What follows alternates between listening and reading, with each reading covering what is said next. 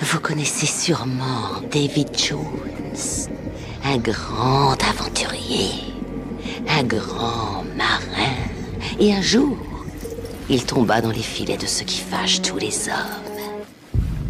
Une femme fatale, de vivre tellement il souffrait. Mais il ne souffrait pas assez pour mourir. Dites-moi exactement ce qu'il a mis dans son coffre. Il y a mis son cœur.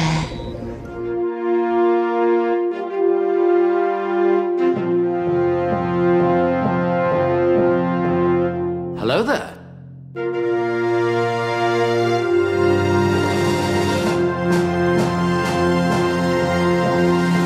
You take the red pill. Nom de Zeus! Wingardium Leviosa.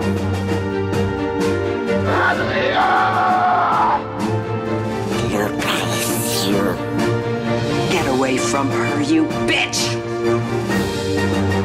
What? Too close.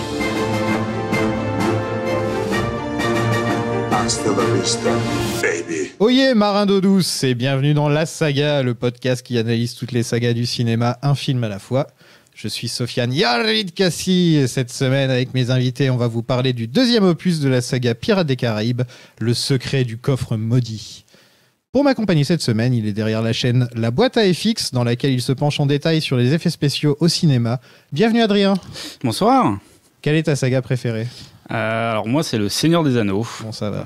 Je pense que c'est pas hyper original, mais ça revient énormément. Souvent, je pense que c'est peut-être la saga qui revient le plus. Ouais, je l'ai découvert assez jeune, enfin j'avais 13-14 ans à peu près, et j'ai pas eu la chance de les découvrir au cinéma.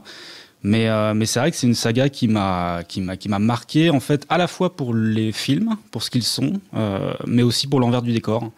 C'est au même moment que j'ai découvert les making-of. C'est les meilleurs making-of du monde. Ah mais complètement, ouais. En fait, au final, aujourd'hui, je suis autant fasciné par les films que par la fabrication qui a vraiment été fait avec un amour du cinéma qu'on voit pas souvent. Donc rien que pour ça, c'est ma saga préférée. Si vous avez vu Le Seigneur des Anneaux, mais que vous avez jamais vu les making-of, vous passez vraiment à côté de quelque chose parce que c'est aussi bien.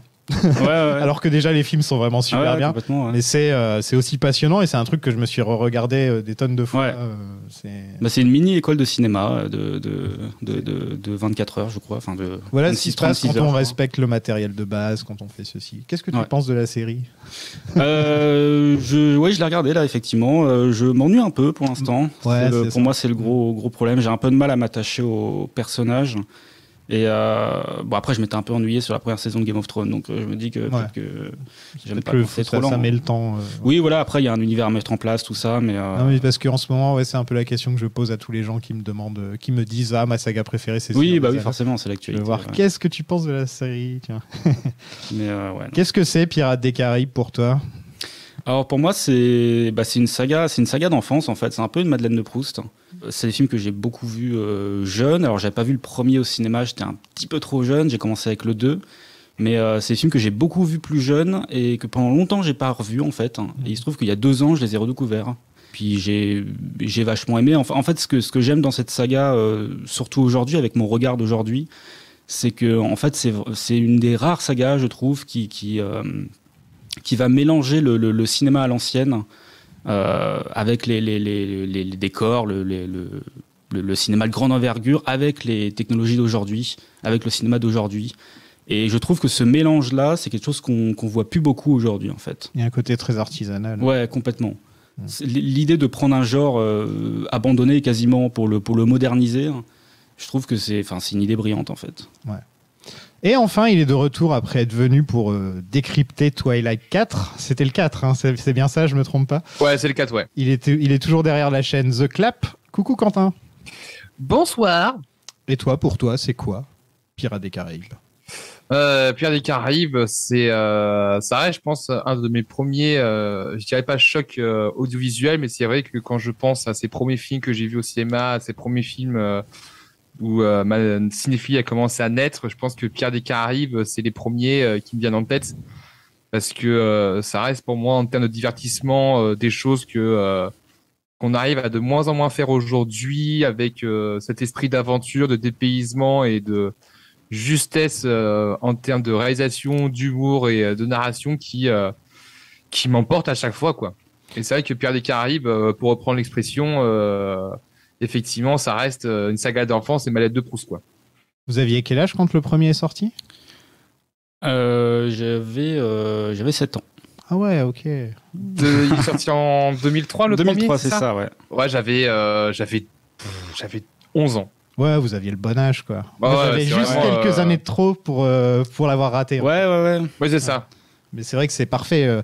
Mon cousin, il me disait j'aime pas Pirates des Caraïbes parce que lui, il est encore plus vieux que moi, donc ça lui est passé. Je lui dis ouais, mais montre-le à ton fils quand même. Tu vois, son fils, il a 10 ans. Je lui dis fais-lui regarder Pirates des Caraïbes, je pense qu'il va passer un bon moment. Ouais, c'est un bon truc. Pour les gamins, en même temps, ça leur fait peur. En même temps, t'as plein d'émotions en regardant ces films-là. Il y a plein de choses, c'est ça que tu dis. C'est que vraiment, tu peux ressentir plein de trucs avec. Et dans tous les cas, au-delà de qu'on aime ou pas, tu te dis, il y a quand même des choses cool dedans, quoi. Il y a quand même du grand spectacle et ça fait plaisir. Et les Disney d'aujourd'hui ne sont plus aussi effrayants, je pense. Non, c'est vrai. Non. Ils sont. J'ai l'impression que justement, avec le dernier en date par rapport à ça, c'est justement Lone Ranger avec Gore Verbinski. Oui. Où vraiment c'est un Disney sombre pour les films live action et que là, ça c'est un petit peu ralenti par rapport à ça, quoi. Si ce n'est, ça a presque totalement disparu. C'est marrant, ce film est dans le top 10 des meilleurs films de l'année de Quentin Tarantino cette année-là. D'accord. Lone Ranger. Je crois qu'il l'a mis dans son top 3, je crois, si je me trompe pas. Ouais. Je le comprends parce que je le trouve super cool. Et très sous-estimé. Ouais. J'aime beaucoup aussi, ouais. C'est un peu long quand même. Je le trouve un peu trop long, mais ils veulent tellement raconter de choses qu'ils ont. C'est un peu le problème de Gore Verbinski, c'est qu'il veut raconter beaucoup trop de trucs. Là, par exemple, la demi-heure en plus par rapport au premier film, je trouve qu'on la ressent dans le 2, là, par exemple. Ouais, je suis d'accord. Ouais. Et le 3, c'est encore plus long, je crois. Ouais, quasiment 3 heures. Ouais. Mais le 2h45. Mais le 3, ça m'a moins dérangé que le 2. Ayant revu le 2, là, justement, pour la chronique, ça m'a moins dérangé avec le 3 qu'avec le 2, la longueur. En revoyant le film, on expliquera ça tout à l'heure, mais en revoyant le film, je me dis qu'il y a certains passages qui auraient pu être synthétisés avec d'autres scènes pour que ce soit plus impactant. Donc après le succès surprise du premier film, le cast et le crew ont signé pour 2 films de plus filmés back-to-back. Et ça arrive plutôt souvent dans l'histoire de la saga, puisque j'ai parlé de Retour vers le futur, ils ont fait ça pour le 2 et le 3. J'ai parlé de Matrix, où ils ont fait ça pour Reloaded et Revolutions. Et Twilight, où les 2 derniers ont été filmés le back-to-back aussi. Est-ce que vous trouvez que c'est une bonne idée, vous, de faire ça ? Avec le recul, là, après avoir vu toutes les sagas qu'on a vues, est-ce que vous trouvez que c'est une bonne idée à partir du moment où on prend le temps de le faire, en fait. Voilà. Et le problème, c'est que là, ça a été lancé très rapidement, à la fois pour maintenir la hype autour du succès du premier, et aussi pour réduire les coûts. Parce que mine de rien, les films coûtent extrêmement cher, déjà, les 2 et 3. On est sur 225 millions pour le 2 et à peu près 300 pour le 3. Il faut s'imaginer que s'ils avaient été filmés séparément, ça aurait coûté encore plus cher, en fait. Ouais. Parce qu'ils ont tout en l'espace de je sais plus combien de 9 mois. Je crois qu'Endgame et Infinity War ils ont aussi filmé back-to-back, justement, parce que le budget a descendu vachement par rapport à ce que ça aurait été si c'était... Forcément, c'est pas déconnant, surtout que c'est une bonne idée si tu sais aussi où tu veux aller avec les 2 films.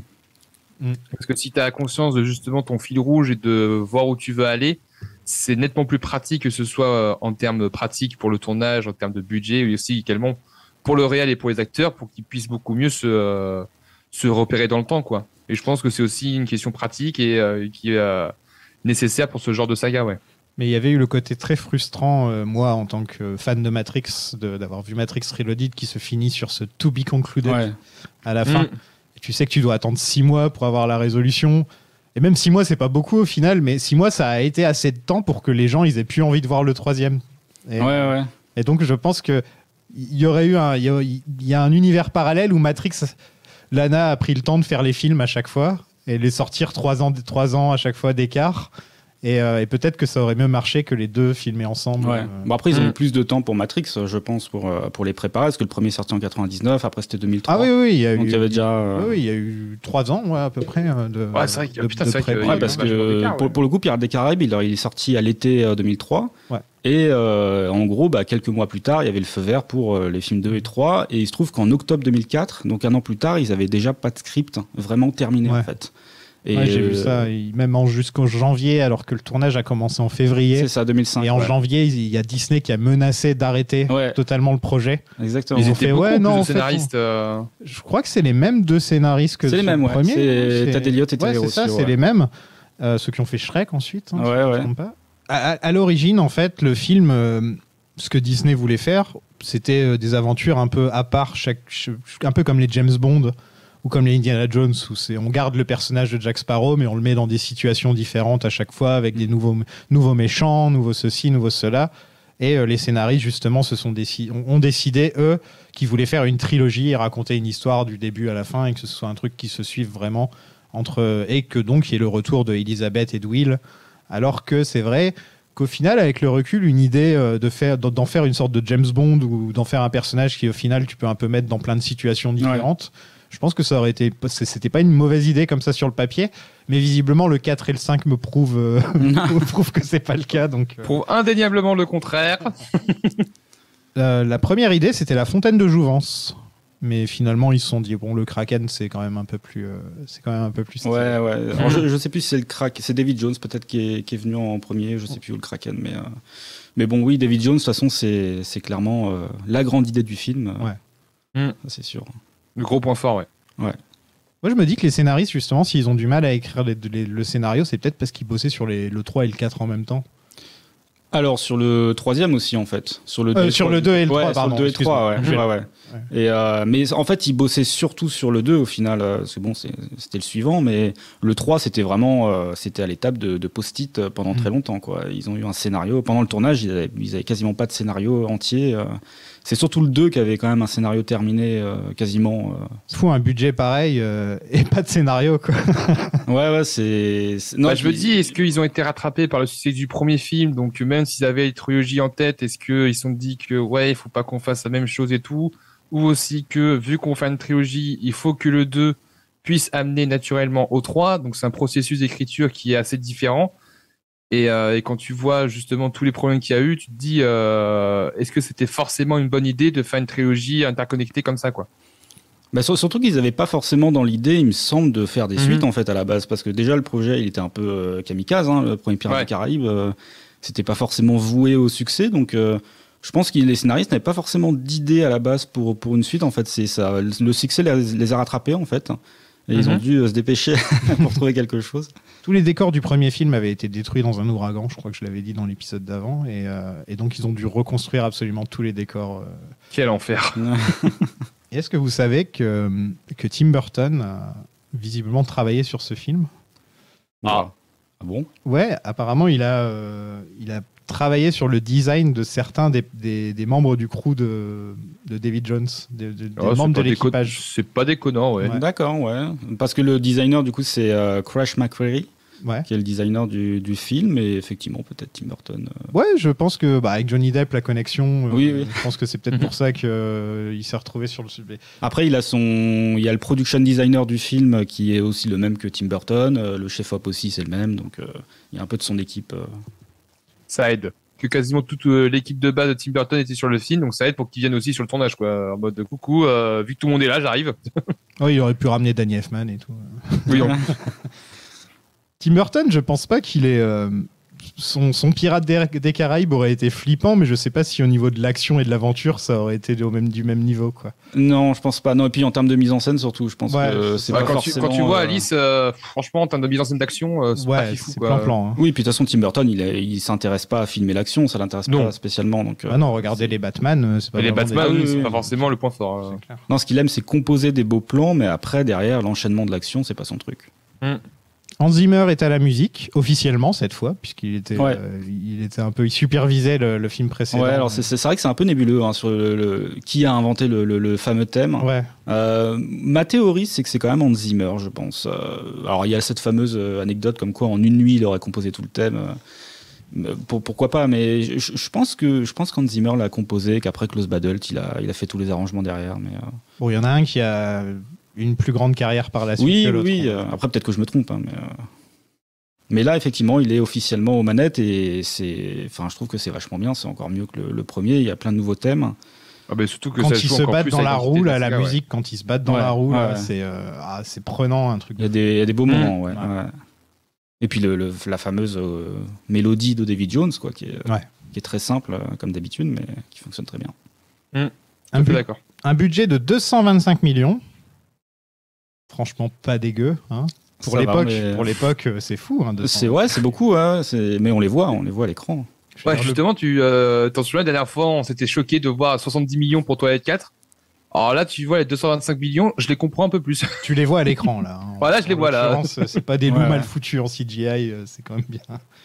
Et puis même les tournages en mer, c'est ça qui coûte extrêmement cher les aussi, décors naturels et tout, tu sens que vraiment ils ont mis le paquet quoi pour que ce soit le plus immersif possible. Ouais, ils tournent dans des bassins, dans les Caraïbes, tout ça, ils construisent les bassins, ils construisent les bateaux, enfin ça coûte Ils ont construit 3-4 bateaux, je crois. Ouais, plusieurs, oui, parce que sur le premier, c'était des bateaux qui étaient principalement construits sur des barges, il n'y en avait qu'un seul qui était vraiment un vrai bateau, et là pour le coup, ils ont fait des vrais bateaux transformés. Et au box-office, 1,66 milliard. Plus rapide film de l'époque à dépasser les 100 millions, 2 jours. Ouais. Plus gros succès de l'année 2006. J'ai pas regardé ce qu'il y avait cette année-là, mais je me rappelle que quand même les années 2000 c'était fou, hein, le nombre de films. Ouais. C'est le moment où ça a commencé à exploser les dépassements de milliards en fait. Parce que je crois qu'il était le deuxième plus gros succès. Non, le troisième à peu près ou quatrième plus gros succès de l'histoire du cinéma à ce moment-là en fait, derrière le Retour du Roi, Titanic. Et plus gros succès de Disney de tous les temps à cette époque-là. Ouais, forcément. Juste avant l'arrivée de Toy Story 3, qui c'est vrai, pour en avoir parlé, j'étais super étonné à quel point ça avait cartonné. Oui, Toy Story 3, oui, sorti avant La Reine des Neiges, oui. 4 nominations aux Oscars pour une victoire. Meilleurs effets spéciaux, hein, je veux dire, là pour le coup, pour une fois mérité. Ils sont pas gourés, quoi. C'est mérité, là. Tu vois, c'est pas comme quand Suicide Squad a eu meilleur maquillage. Ouais. Oh putain de merde. là, ça va. Je pense que personne. Régulièrement, je le vois sur Twitter, etc. Ça ressort. C'est. Regardez les effets spéciaux d'aujourd'hui comparés à David Jones. Quoi. Tu vois, c'est toujours. En fait, c'est surtout sorti avec Marvel quand tu vois justement avec la polémique des VFX qu'il y a eu cette année. Et c'est vrai que quand tu compares à avant, parce que entre justement Pierre des Caraïbes et la fin des années 2010, entre David Jones et Avatar, tu te dis il y avait quand même beaucoup plus de choses quoi. Tandis qu'aujourd'hui, mais c'est surtout qu'en fait, il y a tellement de facteurs qui rentrent en jeu en fait pour la réussite du personnage que c'est difficile de donner une raison ou de synthétiser en fait. Mais c'est sûr qu'il y avait un rapport plus intime aux images de synthèse à l'époque qu'aujourd'hui où ça déborde de partout et il y a 15 boîtes pour faire les effets. Voilà, c'est ça. Il y a tellement de travail en fait. Au-delà même des délais de post-production qui sont très courts, c'est même pas tant ça. C'est vraiment la quantité de travail en fait pour tout et n'importe quoi. Il y a des choses bêtes qui sont faites par ordinateur alors que ça aurait pu être très simple de le faire en vrai ou. Donc voilà. Qu'est-ce que tu penses des effets spéciaux du premier, par exemple les squelettes, etc. Tu trouves que c'est du bon boulot? Ouais, je trouve ça marche encore très bien. Alors après, ça a vieilli techniquement sur certains plans, évidemment. Enfin, même David Jones, il y a des plans où techniquement ça a vieilli, évidemment. Mais après, narrativement, ça fonctionne tellement bien en termes de mise en scène aussi. Il y a tout un rapport de symbolique par la mise en scène avec la pleine lune, avec le brouillard. Le fait aussi de les mettre en pleine lune qui fait que un peu comme dans Jurassic Park avec le T-Rex, on est dans un environnement sombre, donc du coup on cache plus facilement les détails, enfin les problèmes on va dire, et oui ça fonctionne encore très bien quoi. Après ça a vieilli techniquement mais artistiquement ça tient largement la route. Bon, je propose qu'on passe au film. Mariage d'Elisabeth et de Will est annulé car les Anglais ont débarqué. J'étais particulièrement fier de cette phrase. Lord Beckett est venu pour les arrêter pour avoir aidé Jack Sparrow. Et il envoie Will récupérer le compas de Jack. Bon, il y a combien de mois qui se passent entre le premier et le deuxième à peu près? Je crois qu'il y a un an. Il me semble. Okay. Ouais. Je crois qu'ils le disent. Parce qu'il lui apprend à se battre à l'épée. Et maintenant, elle, c'est D'Artagnan, quoi. Ouais. À un moment, elle prend 2 épées, elle plante 2 mecs dans le dos et tout. Enfin, et je me suis dit, il y a eu combien de temps entre les 2 films? Parce que vraiment, maintenant, elle se bat aussi bien que Will, voire mieux que Will, quoi. Peut-être qu'elle s'est entraînée tous les jours. Hein. Ouais, ça doit être ça, hein, sûrement. Mais surtout, par rapport à cette différence temporelle, à cet écart temporel, c'est même Will. Enfin, à la fin, il n'était pas devenu pirate. Enfin, c'est vrai que quand tu retombes sur le début du film, tu te dis attends, il y a quand même 2-3 infos qui échappent ou qui sont pas forcément dans la suite logique de la fin du 1. Donc c'est vrai que ça m'a un peu surpris le début du film. Ouais, c'est vrai, tiens, maintenant que tu le dis, j'y avais pas pensé. Ouais. Parce que là, on le voit, il est arrêté parce qu'il doit se faire arrêter, mais il était encore en mode pirate. Est-ce qu'il est revenu en mode normal? Enfin, c'était bizarre. Enfin, en fait, ça aurait pu être la suite directe, 3 semaines plus tard, quoi, en fait. Ouais. Hein, oui, c'est ça, quoi. Bon, après, j'imagine c'est le leur temps. mariage, je pensais que c'était très peu de temps après, parce qu'ils se marient vite, ces gens-là, à cette époque-là. Ouais. Après, peut-être que ça va plus lentement au niveau juridique, le temps qu'ils les retrouvent. Enfin, je sais pas. Mais, Là-bas, tu trébuches et sans faire exprès, t'éternues sur une fille, bah t'es marié avec, tu vois. C'est comme ça à cette époque-là. Il y a un mec qui se fait arracher un œil par des corbeaux dès le début du film. Ah, c'est. Ouais, c'est. J'ai la magie de Disney. Oui, bah c'est ça en fait. Ben ça, tu ne reverras plus, quoi. C'est maintenant, même quand tu vois les Star Wars, il y a plein de. Bon, il y a 2-3 morts, hein, mais c'est pas aussi violent. Il fallait que ça arrive. Non. Pas de ça chez moi. Mais ce que je veux dire, c'est que ouais, maintenant aujourd'hui Disney, c'est plus aussi violent, c'est plus aussi graphique. Et même quand tu disais tout à l'heure que parfois les enfants vont voir Pirates des Caraïbes, ouais, film de pirates, bah tu vois des prisonniers comme ça se faire arracher les yeux, tu te dis wow. C'est assez impressionnant. J'ai toujours été fasciné moi par cette scène en fait, même jeune, parce que c'est un truc qu'on voit au début, après on le voit plus. Et je me disais mais c'est quoi cet environnement, c'est quoi ce décor, tout, c'est une prison, mais j'avais envie d'en voir plus en fait. Enfin, j'étais curieux. Je trouve, on sent qu'il y a un univers en fait. On sent qu'il y a de la vie quelque part. Enfin, et de la mort. C'est comme si on te montrait Azkaban rapidement et ensuite on le revoit plus jamais. Ouais, c'est ça. Il y a un côté. C'était assez fascinant, je trouve. Comme. Et je pense que justement, vu qu'on arrive avec Jack après qu'il se sort du cercueil, tu te dis, en fait, on aurait bien aimé voir le fait qu'il vole le truc. En fait, on aurait bien aimé voir la scène. Ouais. Et je pense que soit on enlève cette scène-là parce que, toute cette séquence-là parce que pour moi ça casse un peu le début, ou sinon tu montres clairement l'évasion, le vol, etc. quoi. Mais c'est vrai que là c'était un peu hybride. C'était pareil. Je trouve le début du film assez étrange en fait dans ce qu'il veut raconter et dans ce qu'il veut faire pour la suite. J'ai trouvé ça très étrange en voyant ça. Moi j'ai remarqué un truc, c'est qu'il y a beaucoup de, par exemple la première fois qu'on voit Jack il est dans un cercueil, une autre fois il tombe dans une tombe. Enfin, c'est un truc qui revient régulièrement que Jack devrait mourir en fait. C'est vrai. C'est limite un des thèmes des 3 films quand tu réfléchis, c'est Jack devrait mourir. Et il n'y a pas cette finalité avec son personnage puisqu'il revient dans le 4, dans le 5. Et c'est vrai qu'enfin, c'est bizarre. Il joue tout le temps avec la mort, donc au bout d'un moment, il devrait mourir. C'est ce qui devrait en fait. Et je pense que plus les films avancent et moins t'y crois en fait quoi. Je pense. Jack Sparrow, moins t'y crois au final. Ouais. Il y a moyen qu'il voulait faire ça avec éventuellement un 6e film. Ouais, et que ce soit la mort de Jack Sparrow. Sûrement, ouais. C'est ce qu'il faut au bout d'un moment. Enfin, je pense pour. Jack Sparrow, c'est comme la saga Pirates des Caraïbes, il va pas mourir quoi. Non, c'est ça. Bon, là, il serait temps de passer à autre chose. En fait, je pense que quand tu termines le premier, tu peux ne pas le faire mourir, tu peux le faire aller voguer vers d'autres aventures, mais à un moment donné, quand tu fais des suites, tu l'as tellement vu qu'il faut qu'il meure. Quoi. Ouais, c'est ça. Ouais. C'est le genre de personnage. Et justement, par rapport à ça, j'y songe, mais c'est vrai que quand tu vois l'impact de Pirates des Caraïbes aujourd'hui, tu te dis, mais ça va être compliqué de faire un autre film de pirates maintenant. Parce que ça va souffrir de la comparaison de la saga. Qui ont essayé. Ce qui est génial, c'est la série. Ce qui est génial, c'est que la volonté de façon de Verbinski et de toute l'équipe, c'était de faire les films de pirates ultimes en fait. C'est qui est intéressant, c'est qu'ils ont ressuscité un genre pour le faire mourir en fait finalement. Parce que leur but, c'était de faire des trucs tellement énormes que le 2 et 3 soient tellement énormes que derrière on puisse plus faire de films de pirates. C'est un peu comme Le Seigneur des Anneaux.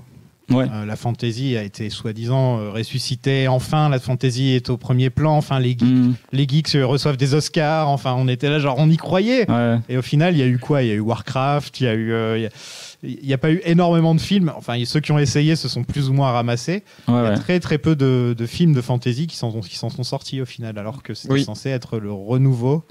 Et ouais, c'est vrai. Ouais. En fait, c'est tellement ultime. Il y a eu des films qui sont tellement ultimes. Et c'est comme... C'est difficile de faire un film sur la mafia dans les années 40, tu vois. Oui, maintenant. Sans penser aux parrains. Enfin, c'est un peu pareil avec ce genre de film-là. Mais c'est vrai.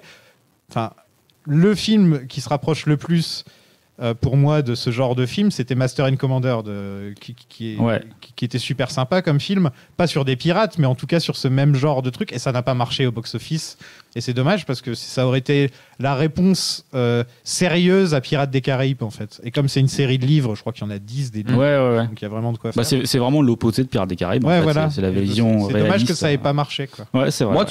Moi, tu vois, je pense que le film qui pourrait le plus se rapprocher du Pirates des Caraïbes et qui est sorti après, qui justement en plus a une sphère pirate dans le film, c'est Tintin de Spielberg. Ah ouais. Avec le côté aventure, adrénaline, le côté pirate aussi dans le film, et c'est justement ce genre de film d'aventure c'est vrai, avec Rackham le Rouge et tout. Avec Rackham le Rouge, avec le chevalier François de Haddock, Tintin est trop bien. Mais mais ce que je veux dire, c'est que après des films d'aventure comme ça, on n'a plus beaucoup eu quoi. Après ils ont essayé avec Lone Ranger, qui était clairement vendu et marketé comme le nouveau Pirate des Caraïbes, mais bon, pas avec des pirates, mais en mode western. Pirate du western. Voilà. Donc c'était un peu la même formule entre guillemets, mais bon, ouais. C'est pourquoi la peine de mort vous sera également infligée à mon grand regret. Vous vous souvenez peut-être d'un pirate dénommé Jack Sparrow. Capitaine. Le capitaine Jack Sparrow. Donc Jack fait encore une très belle entrée, cette fois en cercueil. Il retrouve le père de Will, qui est incarné par Stellan Skarsgård, que je me disais, merde, il me dit quelque chose, mais c'est avec le maquillage, etc. Enfin, c'est très difficile. C'est franchement excessivement bien fait. Très bien fait, mais très dégueulasse. Ça me fait penser à des vidéos qu'on me propose sur YouTube régulièrement, où c'est des mecs qui nettoient des tortues. Et qui grattent, qui enlèvent tous les trucs qu'il y a sur le dos des tortues, tu vois, etc. Et c'est exactement la même chose en fait. C'est les mêmes trucs qu'il y a sur un bateau par exemple, quoi. Voilà, quoi, les coquillages, les machins qui ressortent, les moules. Lui, il a des moules qui s'ouvrent quand il parle aussi, genre. Puis il y a des petits insectes qui montent sur lui. Et puis quand il parle, il y a de l'eau qui sort de sa bouche. On se demandait comment faire plus répugnant que dans le premier où c'était déjà pas mal quand même, des sortes de zombies vraiment dégueulasses. Là, ils ont trouvé vraiment le truc pour égaler la dégueulasserie du premier. C'est même encore pire, hein. Ils sont vraiment... Ouais, et puis en plus, dans ce film, pour le coup, il y a je trouve une teinte verte beaucoup plus présente que dans le précédent. Le précédent a des couleurs assez neutres. C'était surtout le bleu qui était saturé pour la pleine lune et ce genre de choses. Et là, dans le vert, dans le 2, il y a beaucoup plus de vert, je trouve. Peut-être lié à Davy Jones. Mais il y a un côté plus crado. Il y a un côté plus crado dans le 2, quoi, je trouve. Et les couleurs sont plus prononcées, ici. C'est plus contrasté, c'est plus sur des tons sombres, et justement, il y a une patte dans l'image qui rend le truc beaucoup plus dark. Il y a une phrase qui m'a fait rire, c'est où est le chien avec les clés, c'est normal qu'il y ait un chien avec les clés, c'est lui qui a les clés du truc. Mais si, dans l'attraction, rappelez-vous, il y avait un chien. Et ils refont un petit clin d'œil à ça, où quand Keira Knightley est enfermée, et tous les mecs sont là genre viens petite, comme ça en train de l'appeler comme si c'était le chien, et ça m'a fait marrer. Franchement, l'humour de ces films pour l'instant passe très bien. Là, les deux premiers, au niveau de l'humour, c'est très bien géré. C'est pas comme aujourd'hui où on te met vraiment trop d'humour. C'est bien géré en fait. Il y a un bon dosage, je trouve, à ce niveau-là. Ça arrive toujours au bon moment en fait. Souvent, c'est de l'humour qui coûte pas forcément l'action en fait, qui est vraiment dans le flux et qui désacralise pas ce qui se passe. On fait pas une pause pour dire vous avez vu ce qui se passe. C'est pas un truc méta, une blague méta ou un truc. C'est pour ça que je trouve que les dialogues sont très bien écrits. Ouais, c'est la narration, ça c'est autre chose, mais je trouve que les dialogues, en tout cas les échanges entre les personnages, au-delà du vocabulaire et des échanges qui sont faits en termes de rythme aussi, je les trouve très bien écrits les dialogues. Et il y a souvent, ce qui fonctionne bien dans ce genre de film, il y a une référence au début qui est refermée à la fin, ou alors par exemple Keira Knightley Elisabeth qui trouve pas son sabre, et ensuite elle commence à se battre contre les mecs, et là c'est eux qui ont plus leur sabre et ils font exactement la même pose. Il y a le clin d'œil à Will qui se prend une claque par la prostituée, exactement comme Jack Sparrow. C'est dommage qu'il n'y ait pas plus de films dans ce genre de nos jours, en fait, tout simplement. Des films où tu peux emmener ton gosse, tu peux emmener ta mère, tu peux emmener qui tu veux, et ça passe comme une lettre à la poste, quoi. C'est moins des films de niche, on va dire. C'est un peu plus universel que ce qui se fait maintenant. Will retrouve le Black Pearl sur une île remplie de cannibales. Jack est désormais leur chef et parle une sorte de langage ridicule qu'il a inventé. Et ils veulent le manger pour qu'il puisse se transformer en Dieu, c'est ce que j'ai cru comprendre. C'est une excellente scène, tout ce qui se passe. Verbinski se fait un plaisir où en fait Jack Sparrow est accroché à un truc et il y a des fruits qui sont sur, sur le bâton. Enfin, tu vois, il s'éclate juste avec un truc comme ça, il va te faire une scène de 10 minutes, quoi. Tu sens de toute façon que déjà que... Alors, après, juste déjà, je trouve que le film, s'il aurait commencé direct ici, en mode, donc Will doit récupérer Jack, etc. Donc tu commences avec un film enquête. Donc tu coupes tout ce qui est la scène entre la prison, la rencontre avec le père de Will, etc. On aurait commencé direct ici, on aurait gagné déjà un bon quart d'heure. Et je pense qu'en termes de rythme, ça aurait été beaucoup plus fluide. Ah, c'est vrai, ouais, totalement. Et c'est vraiment le début où je me suis dit, c'est vrai qu'on aurait commencé directement sur l'île. La surprise de voir Jack aurait été justement intéressante. Et ça aurait été encore plus marché en termes d'humour avec le sauve-moi. Mais en soi, ouais, la scène, elle marche trop bien.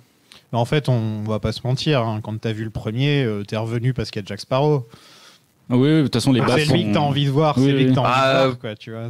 90%, oui, ça c'est sûr. Voilà. C'est que Dieu sait que l'univers est chouette, mais c'est les gens qui veulent voir Keira Knightley, quoi. Voilà.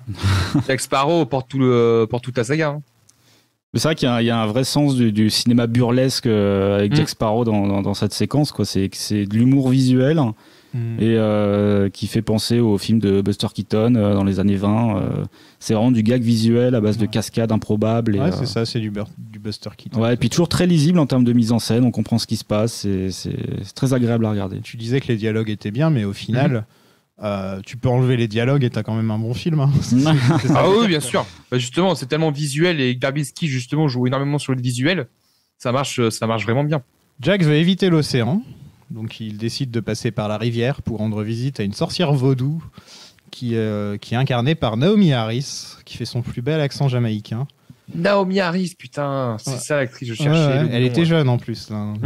C'est pour les gens qui ne la placent pas, c'est Miss Moneypenny dans les James Bond les plus récents là, actuellement. Alors moi j'aime bien le personnage.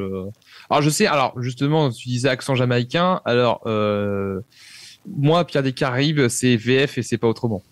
Ah ouais, parce qu'en VO, elle fait un vrai accent jamaïcain, quoi. En VF, non, c'est la comédienne qui double Whoopi Goldberg, je crois, qui sa voix est très reconnaissable et ça passe très bien.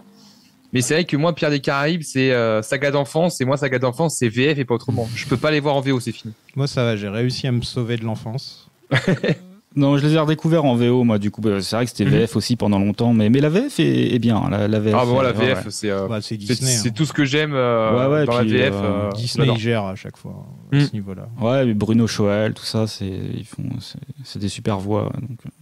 Et après, en fait, ce que vous ratez un petit peu, c'est les différences d'accent entre chaque. Là, par exemple, elle a un super accent jamaïcain. Oui. Les Anglais, ils sont vraiment là. Oh my lord. Tu vois, ils sont vraiment comme ça, alors que les pirates, c'est yo, et tu comprends pas tout forcément à ce qu'ils disent. Et je pense que tu perds un peu bien sûr, la simplification qui se passe avec la VF. La VO est mieux, hein, évidemment. On pense pas oui, trop c'est aux sûr, mais accents, c'est vrai que parce que pour nous, c'est pas vraiment des accents. Ils parlent anglais, c'est tout, quoi. Ouais. On réfléchit pas trop à ce genre de truc. Et c'est un peu dommage. Mais beaucoup de gens, là j'ai fait une erreur quand j'ai fait le premier épisode. J'ai pris le film en DVD RIP pour enlever le son, pour prendre le son dessus et le mettre dans l'épisode. Tu vas mettre les petits extraits de son. Et sans faire attention, je me suis retrouvé avec la version québécoise et j'ai pas remarqué. J'ai mis l'épisode en ligne et j'ai reçu 5-6 messages. Pourquoi c'est pas la VF de Jack Sparrow Tu sens que les gens ils étaient vénères pour 2 minutes de son, quoi. Tu vois, ils étaient vénères. Alors j'ai dû reprendre l'épisode, le remonter avec la VF et je l'ai ressorti dans la journée. C'était un peu relou. Ah putain, quel enfer, ouais. Un siècle durant.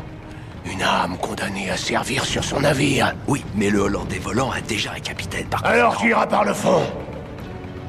Son terrible Léviathan te pourchassera. Il fera à nouveau sombrer le Black Pearl et toi avec lui. Donc le cœur de David Jones, c'est dans un coffre. C'est toujours un coffre. Hein. De toute façon, je me rappelle plus ce qui se passe dans le 3, donc je sais plus ce que c'est le MacGuffin dans le 3. Mais là, il n'y a pas d'or dedans, pour le coup. Il n'y a pas d'or dedans, non. Il y a un cœur qui bat. Et en fait, David Jones, c'est le capitaine du Hollandais volant.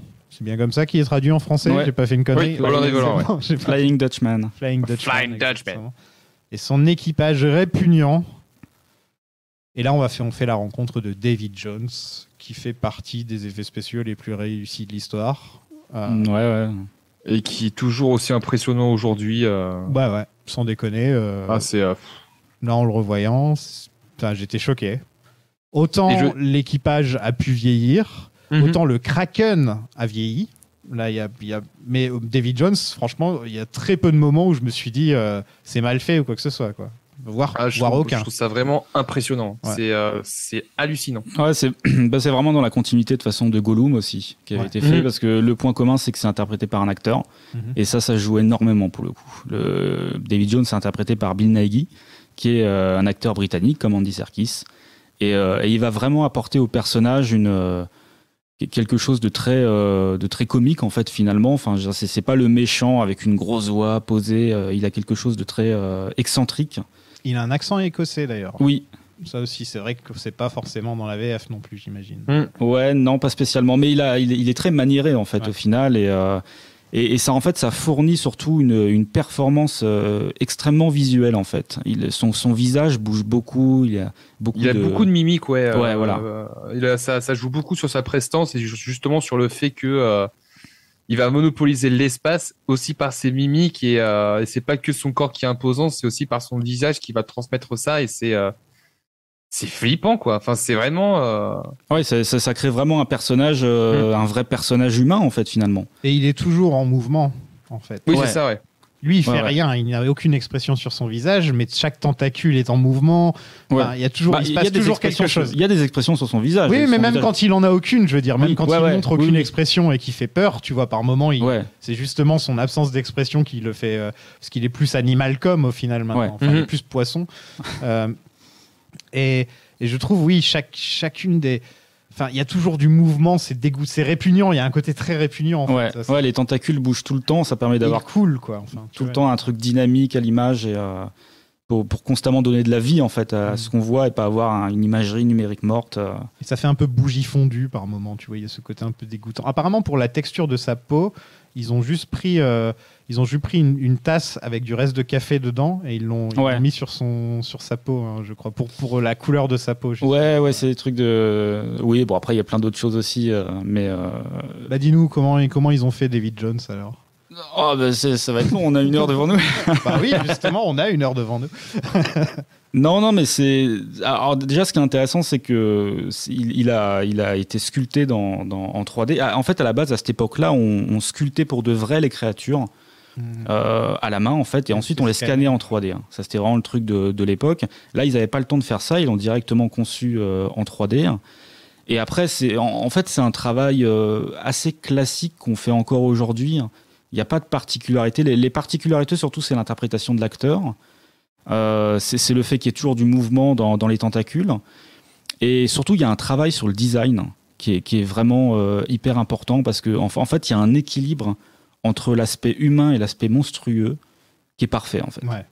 Et ça joue énormément. C'est-à-dire qu'au final, c'est un simple. Enfin, il ressemble à un pirate, en fait, un capitaine pirate. Il a le chapeau du pirate classique, à la différence qu'au lieu d'avoir une barbe, la principale inspiration, c'est Barbe Noire. Ouais. Voilà, au lieu d'avoir une barbe, il a des tentacules et il a un aspect. Hentai. Ouais. on peut le dire. Mais ouais, cet équilibre-là, vraiment, entre humains, en fait, il y a vraiment tout l'aspect humain qui va apporter les émotions, qu'on va reconnaître facilement, et en même temps, tout l'aspect créature qui fait qu'on va pas avoir l'impression d'avoir un humain mal fait, en fait. On a quand même l'impression de voir une créature qui fait que ça fonctionne quand même.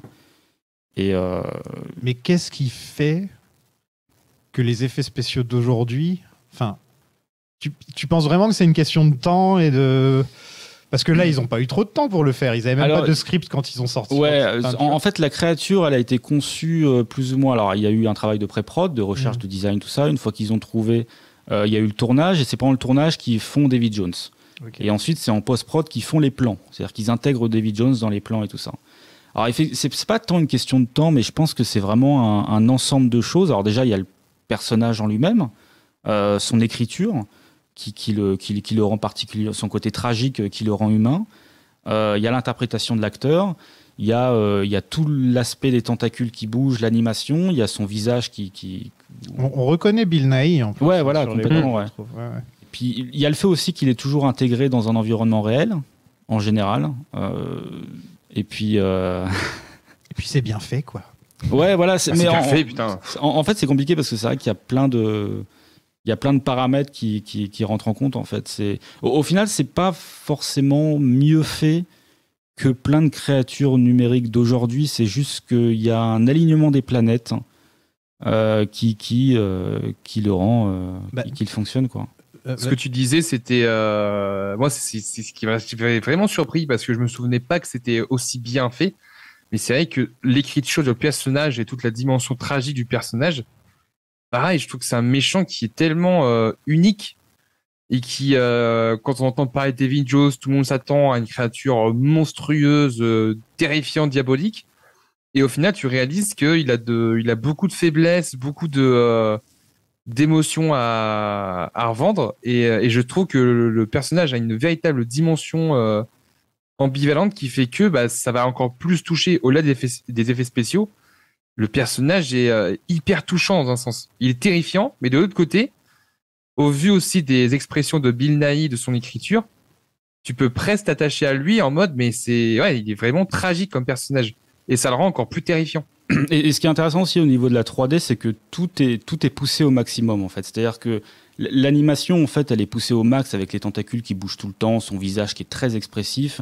On a les textures très détaillées, on a un modèle qui est très détaillé. On a aussi ce qu'on appelle la spéculaire en 3D, c'est-à-dire la manière dont la lumière va se réfléchir sur sa peau, en fait. Il a une peau qui est très réfléchissante parce qu'il est dans l'eau. Et donc, du coup, il a beaucoup de réflexion sur sa peau, c'est poussé au maximum.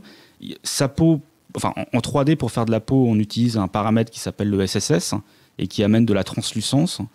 Et pareil, c'est poussé au maximum. Il a une peau extrêmement translucide. Et en fait, tous ces éléments-là, en fait, ils sont cohérents avec sa nature. Et ça, c'est un truc que je trouve hyper intéressant, c'est que c'est une créature marine, donc il est réfléchissant, il est translucide, il bouge beaucoup. Et tout ça, en fait, se mélange à la technologie et fait que tous les principes de base de la 3D sont poussés au maximum pour offrir à ce personnage, pour donner vie à ce personnage. En fait, de nos jours, t'as deux écoles. C'est soit tu fais un Thanos où là tu mets tout ton argent là-dedans et les effets spéciaux sont pas top, mais Thanos est bien fait, enfin tu vois, à ce niveau-là. Ou alors tu fais l'école Justice League où là tu fais un personnage comme Steppenwolf sans aucun acteur. Et là, c'est horrible. Enfin, là, tu le vois vraiment qu'il n'y a pas d'acteur dans ce personnage.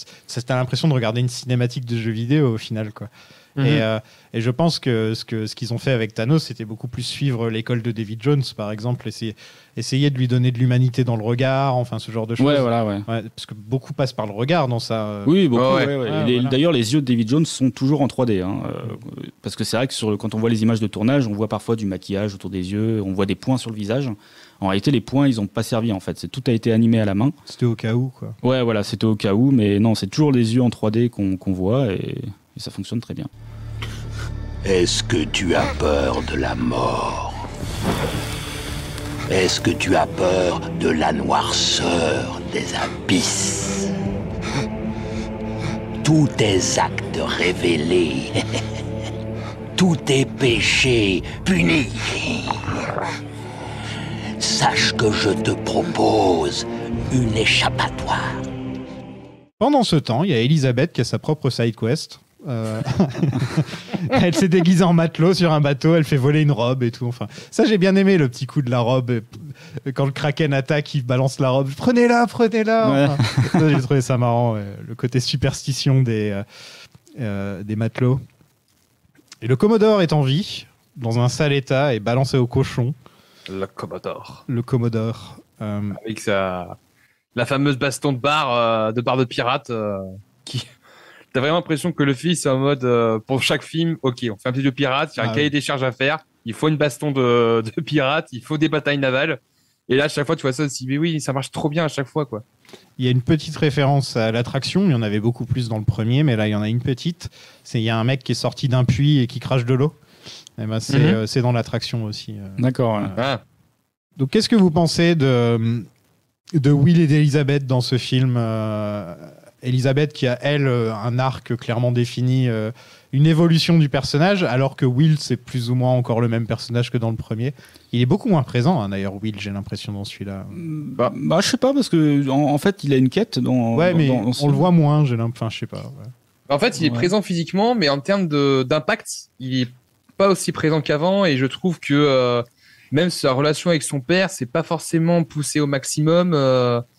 Tu sens que justement, Kira avance beaucoup plus et que justement, elle est beaucoup plus troublée par ce qu'elle ressent. Et puis elle est plus liée à Jack Sparrow dans l'histoire, donc je pense que c'est aussi pour ça. Oui. Ouais. Alors que Will est plus... Enfin, les trois sont très divisés. Enfin, ils sont chacun dans leur propre quête pendant un moment du film. Et malheureusement aussi, là, c'est David Jones qui me vole un peu la vedette, quoi. Même si Jack Sparrow reste Jack Sparrow et fonctionne toujours aussi bien, mais c'est vrai que David Jones en impose. Et c'est vrai que je l'ai pas dit, mais moi, ce film-là m'avait pas traumatisé, mais c'est vrai que cette scène m'est vraiment restée en mémoire pendant de longs moments. C'est le moment où tu vois Jack regarder par la longue vue le bateau de David Jones. Ah oui, ouais. Et ensuite, il enlève la longue vue, David Jones se téléporte. Ah oui, c'est vrai. Ouais. Cette séquence m'a horrifié, mais vraiment, elle m'a marqué. Et je trouve ça, mais l'effet m'a toujours autant... quand je l'ai revu, je me suis dit, mais ça marche toujours aussi bien, quoi. Et donc depuis, tu ne regardes plus jamais dans les longues vues. C'est ça. Traumatisé. Depuis, j'ai une phobie des longues vues. Le Kraken est enfin relâché. Et là, j'ai noté, ça a un peu plus vieilli. Le Kraken. Tu trouves pas oui, c'est un peu plus vieilli. Après, je trouve que ça fonctionne. L'avantage du Kraken, c'est que c'est quasiment le seul élément numérique pendant les attaques, ce qui fait que ça le distingue du reste et donc ça le porte une aura fantastique. Mythique. Et c'est peut-être ça qui fait fake, c'est que tout le reste est vrai, les explosions, aussi, ouais. Les trucs, tout est vrai, et t'as l'impression que c'est surimposé en plus, et ça se ressent un petit peu. En fait. C'est vrai, ouais. Mais je trouve les apparitions du Kraken vraiment. Mais là, c'est vraiment avec le contexte d'aujourd'hui que je dis ça. Hein. Oui. À l'époque, je suis sûr que j'aurais pas. Mais surtout que ça reste bien mis en scène. Ah oui. Ouais, puis on a des vraies explosions de bateaux. Enfin, c'est impressionnant, quoi. Non, et puis il y a un vrai Kraken, ils ont engagé un vrai Kraken. Hein. Exactement, ouais. Tu sais que quand je fais ce genre de blague, après on me contacte, genre, mais tu sais, Sofiane, ils ont pas engagé de vrai Kraken. Oh bah dis donc. Ouais, tu sais, ok, Disney a les moyens, mais faut pas abuser non plus, quoi. Il y a tout un truc dans le film qui là non plus n'a pas très bien vieilli. C'est Jack et Elizabeth qui se tournent autour. Étant donné que l'actrice avait 17 ans dans le film précédent, enfin, je sais pas, il y a un petit côté. Il y a un petit. Enfin, ça m'a mis un peu mis mal à l'aise. Tu veux dire Jack et Elizabeth plutôt? Ouais, Jack et Elizabeth. Ouais, d'accord. Ouais, j'ai dit Will? Oui. Ah, pardon. Semble, Jack et Elizabeth. D'accord, ok, ouais. Oui, mais moi, depuis le début, moi, c'est vraiment un des seuls éléments dans ce film moi, qui me gêne vraiment, mais j'y ai jamais cru en fait. Ça m'a toujours perturbé, c'est vraiment ce rapprochement, ces doutes. J'ai jamais compris d'où ça sortait, où c'était vraiment... Enfin, je sais pas, ça m'a toujours dérangé, en fait. Ouais, parce qu'il y a quand même le moment où... Et le compas pointe vers Jack Sparrow, le truc dont t'as le plus envie, tu vois. Donc ça veut dire qu'elle a des sentiments vers lui. Et en fait, quand tu vois le premier film, il n'y a pas une seule fois où tu te poses la question. T'as plus l'impression que c'est une sorte de développement avec le temps que les scénaristes se sont dit ce serait peut-être bien. Ouais, après il y a la fascination pour le pirate, je pense, comme elle vient d'un milieu très... Ah mais oui, il est un pirate. C'est un fils de pirate et tout. C'est vrai, mais comme elle vient de la haute société, tout ça, elle a toujours été fascinée par les pirates. Je pense qu'il y a l'attrait du bad guy, du mais bad boy. Mais ça fonctionne pas forcément avec Jack Sparrow aussi. Si c'était tombé sur un autre pirate qui a un triangle amoureux avec Will, un autre pirate, ça aurait fonctionné. Mais Jack Sparrow, j'ai du mal à y croire, quoi. C'est vrai. Donc il trouve le coffre sur une île et Will ramène la clé. Et là, il y a tout le monde qui double tout le monde. Hein. Il y a Jack qui double Will. Il y a le Commodore qui double les deux. Et là, on a des deux films que j'ai vus. Pour moi, c'est la meilleure scène d'action, d'aventure. Juste tout le combat avec la roue, etc. C'est génial. Ouais. Il se fait un plaisir, mais fou. Tu sens le mec qui a le sourire en filmant, quoi. Tu vois. Tu sens que quand il a fait les storyboards, il était content. Enfin, ça se ressent, quoi. Parce que quand il avait pas le scénar, il était déjà en train de bosser sur les storyboards de Verbinski. Il était déjà en train de préparer le Kraken, etc. Même si c'était pas dans le script. Et ensuite, il gère avec le scénariste. Il faut une scène d'action comme ça, il faut une scène d'action comme ci. Et en plus, là encore, on sent qu'il y a eu beaucoup de vrai dans ce qu'ils ont filmé au niveau de la roue. Oui, ils ont construit la roue. Beaucoup d'effets pratiques, ouais. Ouais, la roue, elle tourne vraiment. En fait, il y a juste un camion qui la tire, et du coup, le camion est effacé avec toute l'armature et tout ça. Mais oui, il y a une vraie roue. Les acteurs étaient dessus. Alors, elle roulait pas vite, mais. Ouais, mais même. Mais les acteurs étaient dessus, quoi. Je veux dire, les acteurs étaient dans la roue, sur la roue. Tu sais que Actuellement, là, ce serait une roue en CGI, dans un décor en CGI. Tu vois, alors que là, tout est vrai, quoi. Et puis, ils ont tourné... alors, il y a quelques plans sur fond bleu, mais globalement, ils ont tourné vraiment sur l'île... je sais plus c'est quelle île, c'est...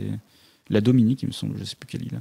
Mais dans les Caraïbes, ils ont vraiment tourné sur une île, tout ça, pas en studio, quoi. Donc, Non, c'est impressionnant. C'est super impressionnant. Alors, moi, j'avoue que je suis tout à fait d'accord avec vous, et c'est vrai que tu sens qu'ils se font quand même plaisir dans la mise en scène, et c'est hyper exaltant. Et c'est vrai que c'est à ce moment-là, je me dis que le côté vraiment film attraction, tu le ressens quand même un peu. Et en le revoyant, je me suis dit, c'est vrai que ça fait, c'est logique, hein, que c'est une attraction de base. Et c'est vrai que je l'ai vraiment ressenti en mode, c'est vrai que c'est plus film attraction que vraiment scène d'action. C'est kiffant, mais c'est vrai que j'ai ce côté qui me fait dire que quand même quoi. Est-ce que c'est pas ça qu'on demande à ce genre de film? C'est un peu ça, ouais. C'est un peu ça qu'on demande, mais c'est vrai que je me suis dit, là, avec mon regard aujourd'hui, je me dis, c'est vrai que je peux comprendre à un moment donné où on se dit que Verbinski en fait un peu des caisses, qu'il exagère un petit peu. Bon, moi, je suis client, hein, mais c'est vrai que sur un regard objectif, tu te dis, bon, c'est vrai que ça peut se comprendre. Après, ça permet d'aller loin dans la mise en scène. En fait, c'est ça qui est vachement intéressant. C'est comme la présentation des pirates dans le premier film. En fait, on a l'impression de voir une danse. Ça fait vraiment attraction avec Elisabeth qui est trimballée dans tous les sens dans le premier film. Et au final, justement, ça permet d'iconiser les pirates. Ça travaille énormément l'immersion. Ouais. Et ça, c'est sûr que si ça n'avait pas eu le côté attraction, ça aurait été plus plat, je pense, j'imagine. Mais est-ce que tu trouves pas que c'est tout simplement le blockbuster moderne qui est fait comme ça, quoi, ou c'est un grand 8, tout simplement. Souvent, t'as la dernière montée avant le troisième acte, tu descends, enfin voilà, c'est ce style-là, mais s'il y en a bien un qui peut se permettre d'être comme ça, c'est Pirates des Caraïbes. Non seulement parce que c'est une attraction à la base, en plus parce que c'est Disney, et en plus parce que t'as un Verbinski qui est vraiment là pour faire ça, quoi, qui est vraiment là pour je sais pas, il veut renouveler le genre tout en lui rendant hommage, parce que c'est des scènes de KPDP là, hein, par exemple toute la scène de la roue, et j'ai plus l'impression qu'il s'éclate dans les scènes de KPDP plus que dans les scènes de bateau, d'abordage, etc. J'ai l'impression qu'il s'éclate beaucoup plus là dans le 2 en tout cas, elles sont beaucoup plus inventives les scènes qui sont au sol, plus que celles sur mer. Là c'est dans le 3 où vraiment là il s'amuse avec le côté naval, mais dans le 2 en tout cas, oui, il s'amuse beaucoup plus à terre que sur la mer. Ouais, par exemple, toute la scène d'intro avec les cannibales, etc. Moi, c'est les deux scènes qui me viendront en tête quand je vais penser à ce film-là. Ça va être celle-là, ça va être La Roue et David Jones. Enfin, tu vois, voilà, les trois trucs qui vont venir en tête. La scène de l'attaque du Kraken, moi, je l'adore. Je la trouve vachement bien. Avec toutes ces destructions de bateaux, tout ça, je trouve que ça fonctionne encore extrêmement bien aujourd'hui. Le film globalement fonctionne très très bien. Hein. Enfin, moi, honnêtement, je prends toujours du plaisir à la regarder. Hein. Le plus gros défaut de ce film, c'est sa durée. Il est trop long, ouais. Je pense qu'il est trop long. Après, on peut perdre 15-20 minutes sans problème, c'est pas choquant. Mais narrativement, il se tient plutôt bien, parce qu'autant le 3, je trouve, narrativement, il a des problèmes. Je veux dire, les intrigues sont super compliquées, ça part dans tous les sens. Autant le 2, je trouve qu'il est assez clair finalement. Pour le coup, c'est une vraie chasse au trésor, clairement. Et ce qui est bien, c'est qu'il y a 5 ou 6 personnages qui veulent tous le trésor pour des raisons différentes. Et ils ont chacun leurs raisons. Et ça, pour le coup, ça crée quelque chose d'assez fort. C'est vrai que tous les personnages sont utilisés. Là. Voilà. Et très bien utilisés. Même le Commodore, il aurait très bien pu ne pas revenir. Mais il a un vrai arc. Il a un vrai arc. T'as pitié pour lui, hein, en vrai. Ouais, complètement. Il a une vraie motivation. Et du coup, ça crée une histoire qui est une intrigue qui est hyper efficace, je trouve. Ouais, mais en même temps, par exemple, quand il y a eu tout ça là, avec La Roue, etc., le Kraken, là, on a déjà. Et là, tu regardes le temps du film et tu te dis, putain, il me reste une demi-heure, alors que je viens de voir pour moi l'apogée du film. Enfin, tu vois, ce que le film peut faire de mieux. Mais c'est le côté surenchère de Verbinski qui aime beaucoup se dire que, allez, toujours plus. C'est ça qu'on aime aussi chez lui, mais c'est vrai que sur les 3, en tout cas les 3 premiers Pirates des Caraïbes, et au fur et à mesure de la saga, tu te dis que bon, ça aurait été bien de simplifier un petit peu plus, quoi. T'es pas obligé d'avoir des films aussi longs, hein, je veux dire. C'est pas obligé aussi. On en parle, c'est une attraction. Une attraction, faut pas qu'elle dure 1 heure. Hein. Et c'est pas obligé d'avoir des histoires méga complexes non plus. Une histoire simple peut très bien être réussite si elle est bien mise en scène et si les personnages arrivent à bien naviguer autour de cette histoire. C'est vrai qu'il y a un peu une générosité à la Peter Jackson au final. Moi je trouve que les deux se ressemblent beaucoup à ce niveau-là. Déjà dans leur sens de l'humour, et puis oui, dans leur générosité des scènes d'action toujours plus improbables, toujours plus burlesques et spectaculaires. Ah bah oui, regarde ce que Peter Jackson a fait dans Le Hobbit par exemple. Ouais. Enfin, c'est des idées. Des cascades improbables. Legolas, il marche sur des rochers dans l'air. Ouais, bon là c'est vraiment l'extrême. Non mais tu sens que là il est allé vraiment à fond quoi. Oui. Et comme Verbinski, c'est le genre de mec, si tu lui donnes carte blanche pour aller à fond, il va pas se gêner. Ah oui. Tu vois, il va dans Lone Ranger aussi, hein. Dans Lone Ranger ça va à fond. Ouais, il y a pas une scène de train. Ouais, à la fin là, qui est hyper. Ah, j'ai une scène que j'ai bien aimée au niveau de l'humour.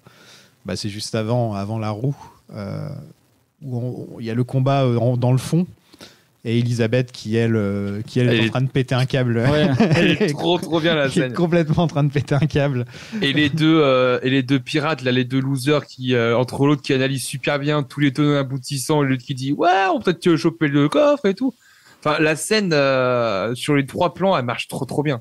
Ouais, et chaque personnage a un truc à faire. Enfin, c'est astucieux pour un script qui a été écrit comme ça à l'arrache. Je trouve qu'il est quand même vachement bien. Hein. Et en fait, je trouve que le film aurait pu finir au moment où Jack récupère le cœur, il tue David Jones et on finit le film là, quoi.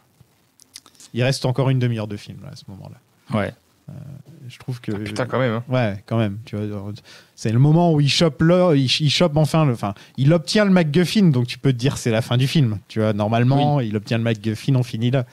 Mais on te remet une couche. Et à la limite, tu finis sur une pirouette pour te dire que, en fait, il y aura un 3e, t'as pas besoin de rajouter la demi-heure en plus pour bien justifier tout le truc, quoi. Voilà. De toute façon, après, c'est pour amener à la mort de Jack, en fait. Oui, c'est ça, ouais. Dans le 3e. Hein. S'il transperce le cœur à la fin du 2, on n'a pas le même 3e, là. Ah bah non, mais ouais, en vrai, le 3e, je l'ai vu à l'époque. Moi, je m'en rappelle quasiment pas. Hein. Autant celui-là, je me souvenais quand même de beaucoup de choses, parce qu'il est marquant quand même, celui-là. Oui. D'ailleurs, je trouve qu'il est aussi bon, voire meilleur que le premier. On m'avait souvent dit que ça dégringolait au niveau de la qualité, mais enfin. Bah, je t'avoue que j'ai été méga surpris de voir que les retours critiques, en tout cas du côté pro, il n'a pas été hyper bien reçu le film. À cause de la durée, apparemment. Bah, je pense, mais c'est vrai, quand tu vois Rotten Tomatoes, bon, c'est pas l'exemple le plus probant, mais c'est vrai que quand tu vois qu'il a à peine 52 ou 53% à Rotten Tomatoes et que même Allociné, c'est pas forcément les meilleures notes, tu te dis, mais putain. Ah, quand même, 52% tu dis, c'est ça? Ouais, 52% Rotten Tomatoes. Et ça fait mal, hein. Là-dessus. Non, mais c'est vrai qu'il a des soucis. Il a des longs. Ouais, il a des soucis, mais de là à dire à 52%, tu te dis, quand même, quoi. Mais ouais, de là à dire que c'est un film moyen, voire mauvais. Non. Je dirais pas là, quoi. Mais ce qu'en plus, c'est que. Je me demande quelle note ils ont donné aux suites. Hein, parce que. Surtout que pour moi, le 2, en soi, pour moi, est très efficace, mais trop long. Et en tout cas, les scènes, tu te dis que oui, c'est un peu longué, mais c'est pas mauvais, quoi, loin de là. Tu prends toujours du plaisir et tu te dis que ça a quand même du sens, quoi. Ouais, le 2 s'éparpille un peu plus, le 3 encore plus. Après, c'est vrai que oui, il n'y a pas la simplicité du premier, qui est une orfèvrerie de scénario où tout est. Et surtout le côté découvert de l'univers qui fait que. Vu qu'on découvre le truc. Ouais, mais je sais pas. Enfin, moi, j'ai l'impression que c'est vraiment. C'est une de ces suites où souvent on te dit il y a plus. On prend le même concept que le premier, mais en plus, en mieux, etc. Et là, en l'occurrence, oui, ça peut rentrer dans cette catégorie-là. On sent que. On sent qu'il y a plus d'idées. Ouais, mais j'ai l'impression que c'est souvent le préféré des gens quand même, le 2. Ouais. Je vois souvent ça qui revient, ouais. Le 2 revient souvent, ouais. Ouais, je trouve. Mais tu vois, par exemple, le premier avait 80% pour les critiques. Le 2, il a 53% et 72% pour le public. Et le 3, il a 44% pour les critiques et 72% pour le public. Ouais. Donc c'est kiff-kiff. Hein, en tout cas, c'est toujours le premier qui m'y reçu. Allez, pour rigoler, dis-moi le 4 et le 5. Alors, le 4, nous avons un 33% pour les critiques et 54% pour le public pour le numéro 4. Et le numéro 5 que je n'ai pas vu. Numéro 5, nous avons 30% pour les critiques et 60% pour le public. Ah ouais, même le public en a eu marre, quoi. Mais le public a un peu plus apprécié le 5 que le 4. Oui, c'est ce que j'ai cru comprendre aussi. Ouais, moi, pour le coup, j'apprécie vraiment pas le 4. Après, le 5... Le 5, c'est avec Javier Bardem. Avec Javier Bardem. Ouais, mais en même temps, il a tellement de problèmes que c'est même pas drôle. Enfin, le 4, je trouve qu'il est vraiment problématique. En fait, c'est un film, on s'en fout complètement du 4, je trouve. Ah ouais, c'est vraiment, le 4, c'est même pas qu'il est chiant comme la pluie. Il est chiant comme la pluie. Il est pas forcément mauvais. Il est juste osef total, le 4. Et en fait, le 5 a plein de problèmes, mais au moins, il fait des choses. Alors, il fait peut-être plein de mauvais choix.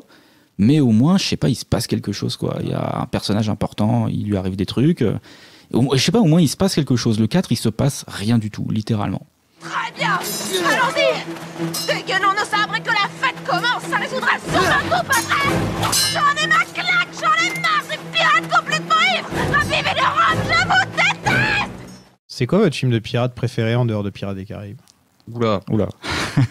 Juste pour voir s'il y a des gens qui sont à fond dans les vieux films des très années bonne 50. question. Non, mais j'ai découvert Captain Blood. Ah bah oui, je suis con. Moi aussi, moi je sais. Qui est vachement Albator. Non, moi j'allais te dire La planète au trésor. Planète au trésor. Ah oui.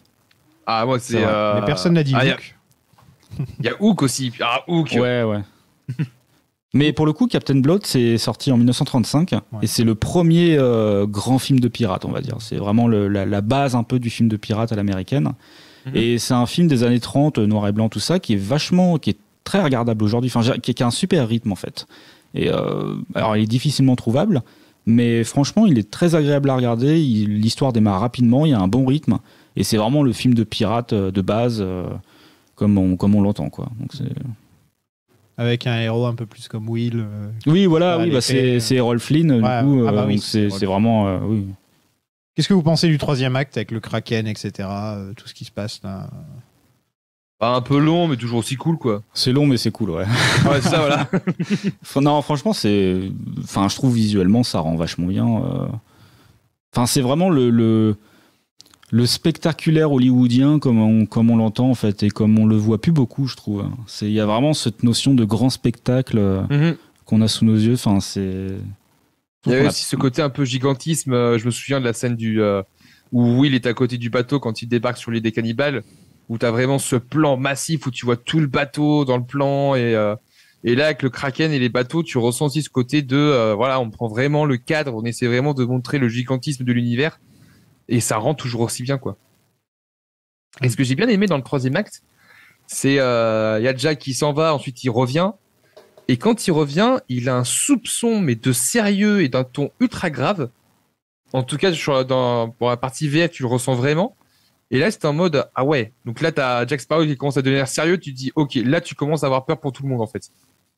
Par contre, j'y crois pas à ce qu'il meurt, quoi, à la fin. Ouais, vu comment c'est montré, tu te dis, non, il va y avoir une pirouette. Non, mais c'est Jack Sparrow. Et en plus, c'est Jack. S'il m'avait dit Will est mort, j'aurais fait c'est vrai, Will, le pauvre. Le pauvre, il est incarné par Orlando Bloom, c'est déjà triste, quoi. Waouh. Mais là, Jack Sparrow, j'y crois pas, quoi. Ouais. Je sais plus quelle est l'explication pour le ramener dans le 3, mais. Ah bah tu verras. En plus, elle le dit plus ou moins, non, Naomi. Oui, elle le dit à la fin que c'est pas qu'il est mort, c'est qu'il a été transporté au royaume des morts. C'est pas pareil.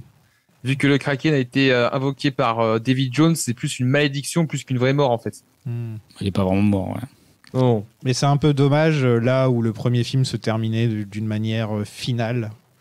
C'est-à-dire que, en fait, c'était pas une fin ouverte. Tu aurais pu finir avec le premier Pirate des Caraïbes sans problème, tu vois. Oui, pas avoir de suite, etc.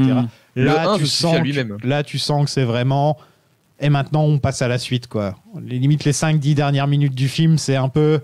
On prépare la suite. On est déjà en train de préparer, un peu comme à la fin d'une saison de série télé, où on te prépare un peu la saison d'après, quoi. Ouais, le cliffhanger, quoi. Ouais, voilà, ouais.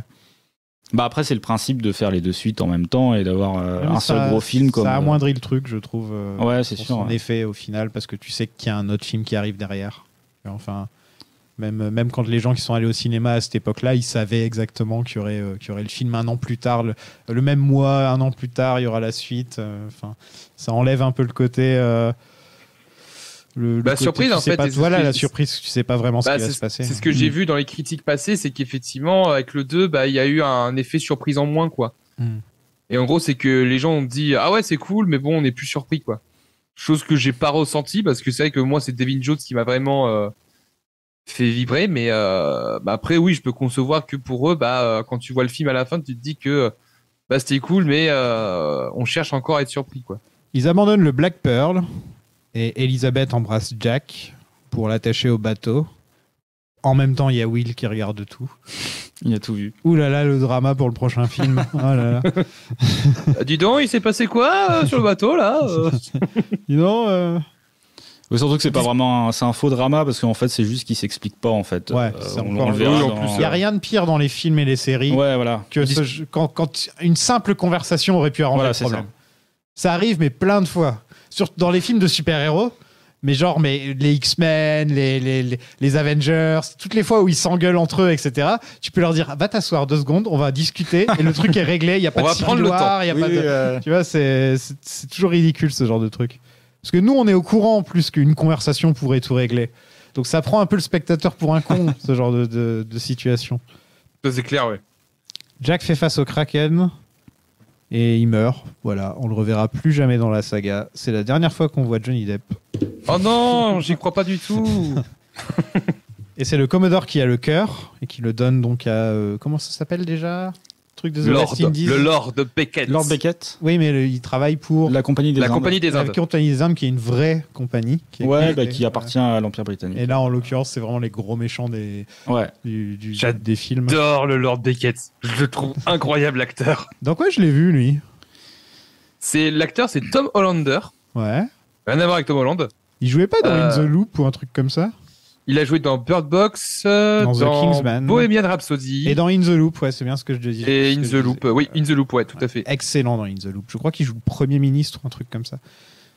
Excellent. In the Loop, il joue Simon Foster et il joue aussi, il joue le Premier ministre dans Mission Impossible Rogue Nation. Ah, non, mais il joue toujours les ministres. Les premiers ministres. C'est son truc. Il a joué Balladur aussi. Et on termine avec l'équipage qui rend hommage à Jack et Barbossa qui débarque et mange une pomme joyeusement.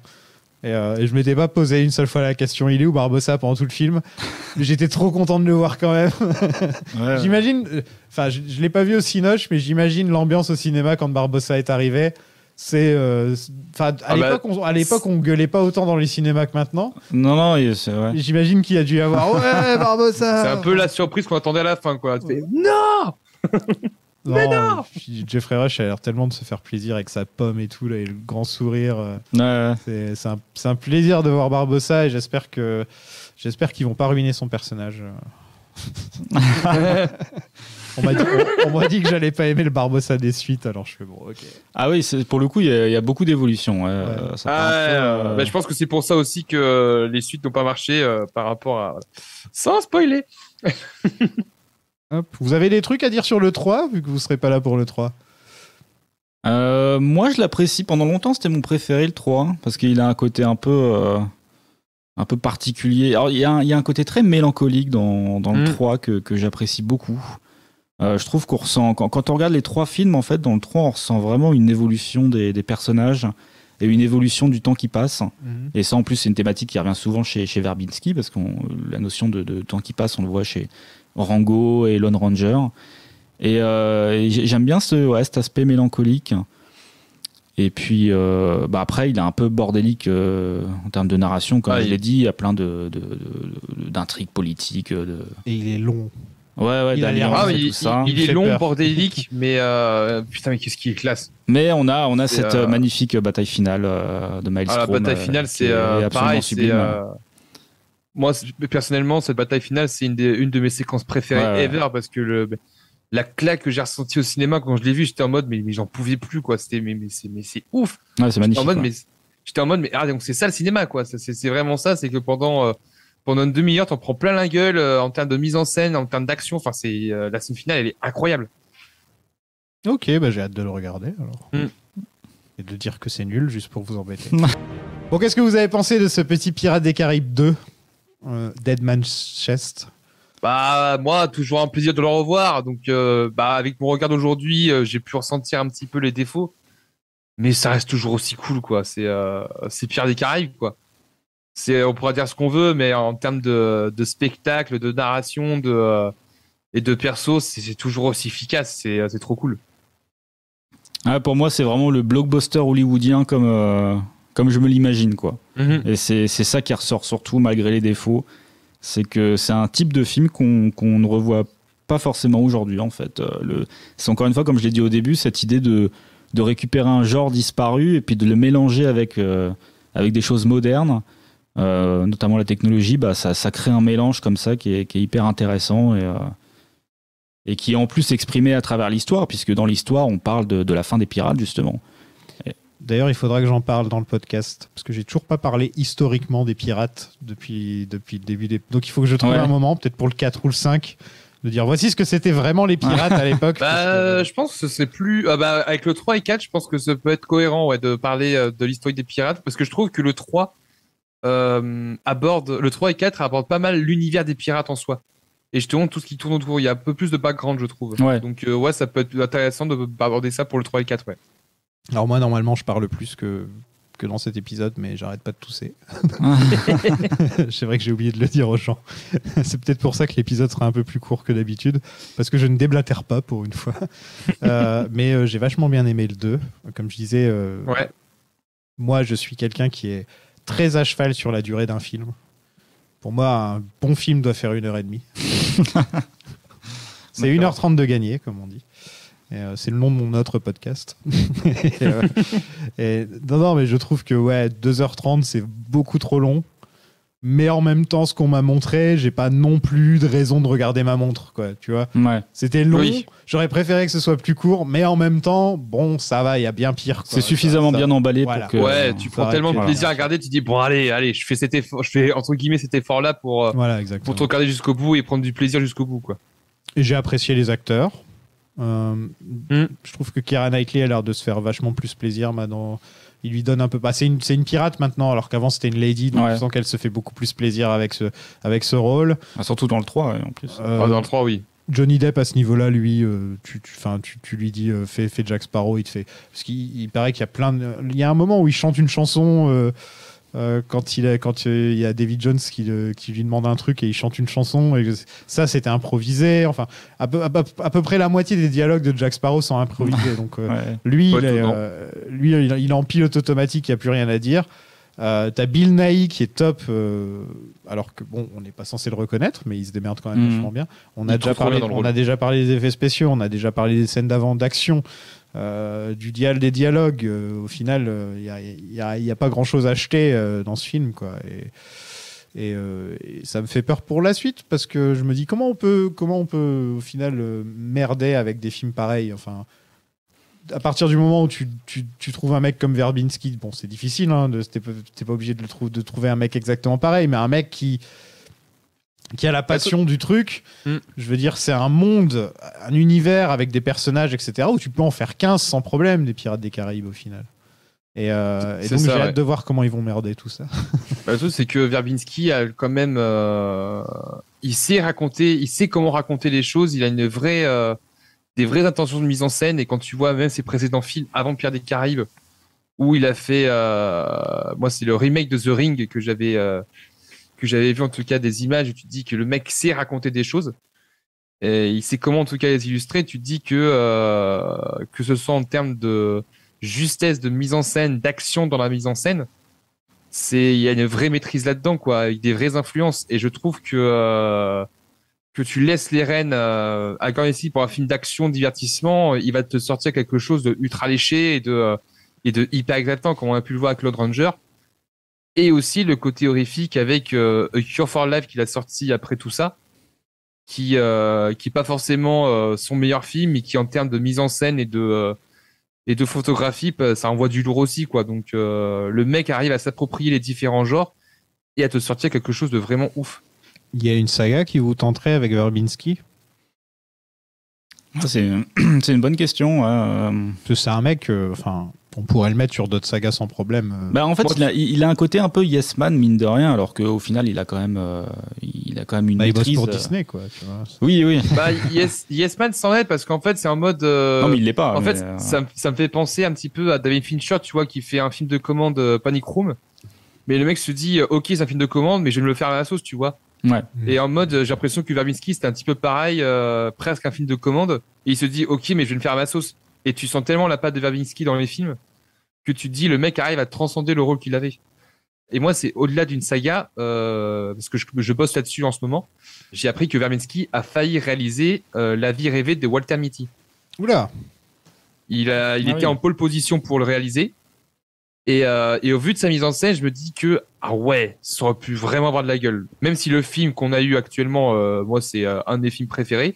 Je me dis que effectivement, avec un Gore Verbinski à la barre, ça aurait pu être voire même encore plus dantesque en termes de mise en scène et de inventivité. Bon, moi, je sais qu'on parle pas de Star Wars. D'ailleurs, je vais préemptivement. Mais entre nous, ça m'aurait pas dérangé que l'épisode 9 soit réalisé par Verbinski, par exemple. Tu vois. Oui, bah. Ah ouais. Ça aurait pas été. S'ils veulent vraiment faire un réalisateur par film, etc. En plus, c'est un mec qui bosse pour Disney, enfin, qui est déjà connu de la maison. Ouais. Je trouve que ça sais coule qu'en de source. il sait raconter des choses justement en termes d'imagerie et le mélange d'effets spéciaux et de vrai, etc. Enfin, c'est exactement ça qu'il lui faut, quoi. C'est ça que Disney, c'est ça dont Disney a besoin aussi. Un mec qui fait pas ça parce qu'il a un bon scénar ou qui fait pas ça, il fait ça parce qu'il a envie de le faire vraiment, quoi. Ouais. D'ailleurs, justement, je suis en train de voir sa filmo. Ah oui, il a sorti un film. Il va sortir ou Rango était bien. Rango était bien. Beaucoup aimé. Rango était cool, ouais. Justement, Rango, pareil en termes d'image de synthèse et de performance capture. Quand tu vois aussi les extraits making of des acteurs, t'as l'impression qu'ils s'amusent comme des fous à le faire. Et après, quand tu vois le résultat derrière, tu te dis mais c'est hallucinant comment c'est bien fait, quoi. Excellent. Mais là, actuellement, il prépare 2 films d'animation en plus. Il va falloir qu'il change d'acteur fétiche. C'est un peu le seul truc.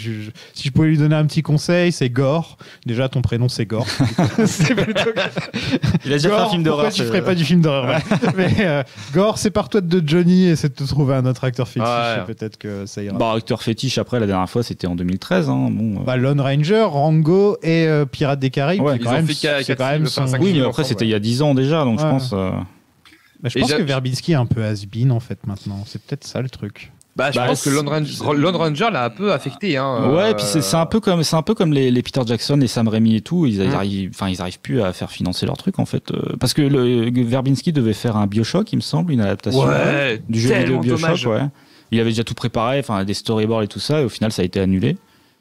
Et justement, il a eu beaucoup de problèmes avec les studios aussi par rapport à ça. Ça s'est pas mal frité parce que lui, il voulait faire un rated R à 200 millions, et sauf qu'au final, les studios ont dit non, on va baisser à 80 millions, on va filmer ça en Europe. Et il a dit bah non, je veux pas. Donc il se barre, il reste producteur, ils ont changé de réal. Le mec qui faisait Bioshock, il disait non, mais je veux pas ce réal, je veux Verbinski. Enfin, ça a été un bordel monstrueux. Ouais.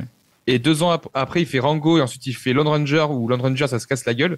Et derrière, je crois que toute cette histoire avec Bioshock et Lone Ranger, ça lui a complètement coupé l'envie de s'y remettre à fond, quoi. Mais je pense que c'est quelqu'un qui a vraiment envie d'être passionné par son sujet, et du coup, il choisit minutieusement ses projets, quoi. Je pense qu'il peut difficilement s'immiscer dans n'importe quoi. En tout cas, à travers ce qu'on voit, à travers ses films, tu sens qu'il s'implique à fond, quoi. Ouais. Enfin, moi, en tout cas, je le ressens que tu sens que le mec derrière, il veut vraiment créer quelque chose d'immersif et de assez intense. Et Pierre des Caraïbes, pour moi, c'est la quintessence de sa passion et de sa direction. C'est-à-dire que je vais vous faire les meilleurs films de pirates qui existent, quoi. Vous aurez besoin d'un capitaine qui en connaît tous les secrets. Bon les gars, merci beaucoup d'être venus. On peut Merci vous retrouver où? pour l'invitation. On peut vous retrouver où en ce moment? Toi, c'est la boîte à FX? Moi, c'est la boîte. Bon, moi, je sors pas beaucoup de vidéos, donc ça va être compliqué. Non, mais tous les gens à qui j'ai dit que tu venais dans le podcast ont dit c'est cool, j'adore ces vidéos et tout. Ah, c'est vrai. Des bons retours. Effectivement, j'ai sorti il y a 2 mois maintenant une vidéo sur Pirates des Caraïbes, sur les effets spéciaux de Pirates des Caraïbes, qui dure quasiment 1 heure, où je reviens sur les 5 films, en fait, surtout les 3 premiers. Et voilà, je vous invite à. C'est pour ça que je me suis dit le 2, c'est un peu logique de t'inviter pour le 2, quoi. Tu vois, c'est celui qui... Ouais, carrément. Ouais, oui, Jones, avec David Jones. un peu... Mais effectivement, en même temps, j'ai donné tellement d'informations dans ma vidéo que du coup, ici, je me suis senti submergé par tout ce que je pouvais dire. Mais en tout cas, c'est très intéressant. Ça me donne envie de voir ta vidéo que j'ai loupée. Donc là, ça me donne très envie de voir ça. Et toi, le clap? On te retrouve moi, le club, je continue toujours sur YouTube. Normalement, prochaine vidéo d'ici 2 semaines. Je me suis lancé sur TikTok, où là, je fais des petites capsules. Je teste des choses sur TikTok en mode je teste des sujets d'actualité, des petits sujets pour voir si ça pourrait derrière se transformer en gros sujet sur la chaîne. Mais oui, principalement sur la chaîne YouTube Le Clap, avec justement dans 2 semaines une vidéo sur Walter Mitty. Bon bah parfait, on a fini les gars, ça a été plus court que je ne le pensais, mais c'est parce qu'il n'y a aucune info sur la pré-prod, tu sais en fait la prod c'est juste, bon bah ils n'avaient pas de scénar jusqu'en janvier, et après on passe, c'est le même cast, enfin tu vois il n'y a pas, donc au final j'ai pas pu, je pensais que ça ferait un épisode d'au moins 1h45, 2h, mais au final ouais ça va être plus court que ça. Merci beaucoup d'avoir suivi cet épisode et encore désolé s'il est un peu court, mais je tousse encore là alors qu'on est plusieurs jours là, ça va faire 2 semaines que je suis malade, je commence à en avoir marre. J'ai un peu plus de mal quand on présente l'épisode parce que je suis obligé de retirer, je tousse énormément et à chaque fois je suis obligé de retirer ça au montage et ça coupe un peu les conversations, vous voyez ce que je veux dire, donc c'est pas génial en ce moment à ce niveau-là. Merci à Béa et Barbara les Barberousses, Gérard de la Perle Noire, Rémi Barbossa, Mehdi LeChuck, Luna Sparrow, Yann Haddock, Rakam Le Ced, Long John Sébastien, Le Cœur de l'Océane, Steamboat Lizzy, Michel Tripwood, Louis Maltese, Monsieur Damien Mouche, Claire Crochet, Aurélien Flint et Capitaine Alexis. Merci beaucoup. C'est les plus grands donateurs sur le Patreon. Patreon.com/plan-séquence si vous voulez les rejoindre. Et m'aider à pouvoir acheter du sirop pour la toux. Sur le Patreon, en ce moment, là, je viens de faire Master and Commander avec un de mes meilleurs amis. Et c'était cool parce que lui, il s'y connaît grave en cette période. Il s'y connaît grave en cette époque 18e, 19e, guerre napoléonienne, les gros bateaux qui se tirent dessus. Et c'était cool de pouvoir parler du film avec lui. En plus, c'est lui qui me l'avait fait découvrir. Donc voilà, ça c'est sur le Patreon. Et vous pouvez aussi suivre le podcast sur @lasagapod sur Twitter. L'heure est grave. Non, je déconne. Depuis l'apparition du dernier épisode sur Pirates des Caraïbes 1, j'ai reçu pas mal de messages me traitant entre autres de wokiste, de gauchiste, me disant que je faisais de la désinformation, disant que je n'y connaissais rien au cinéma et que j'avais de la chance d'avoir des invités qui s'y connaissent, et aussi en même temps recevant des messages pour me dire que j'avais des invités de merde. Des messages aussi disant que comme j'ai pas vu certains films au cinéma à leur sortie, je ne suis pas légitime pour en parler. Bref, tout ça pour un podcast que je ne vous force pas à écouter et que je fais gratuitement. Un podcast que vous pouvez très bien arrêter d'écouter au bout de 10-15 minutes si ça vous saoule. C'est ce que je fais moi quand j'écoute des podcasts qui ne me tentent pas trop. Je trouve qu'il y a une sorte d'agressivité constante que les gens ont. Je ne sais pas si c'est en France, je ne vais pas commencer à dire en France. Mais bon, en France, on se comprend. Une sorte d'énorme agressivité sur le net. En plus, il y a des gens qui choisissent leur camp. Moi, je préfère ce podcast, il est meilleur que ton podcast. Je fais, mais pourquoi faire une sorte de guéguerre, dire qu'il y a un podcast qui est meilleur que l'autre et tout, alors qu'on parle même pas des mêmes choses. C'est même pas les mêmes sujets, c'est même pas la même manière d'aborder le truc. Et on fait des guéguerres. Ton podcast, il est nul comparé à celui-là. Et me dire que le podcast, désormais, ne parle plus que de potins.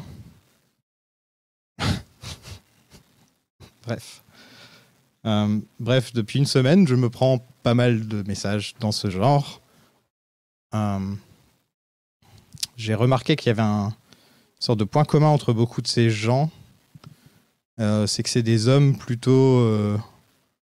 c'est des hommes qui ont l'air d'avoir 40, 50, 60 ans. Et qui sont très en colère contre le wokisme et la gauche. Le wokisme. J'ai juste dit, essentiellement dans l'épisode précédent, que je trouvais que les gens qui défendaient des acteurs étaient ridicules. Voilà. Et là, ils me prouvent que j'ai raison. Vous êtes ridicules. Vous êtes ridicules. Voilà, c'est comme ça. Acceptez-le. Il n'en a rien à foutre de vous. Et Scarlett Johansson couchera jamais avec vous.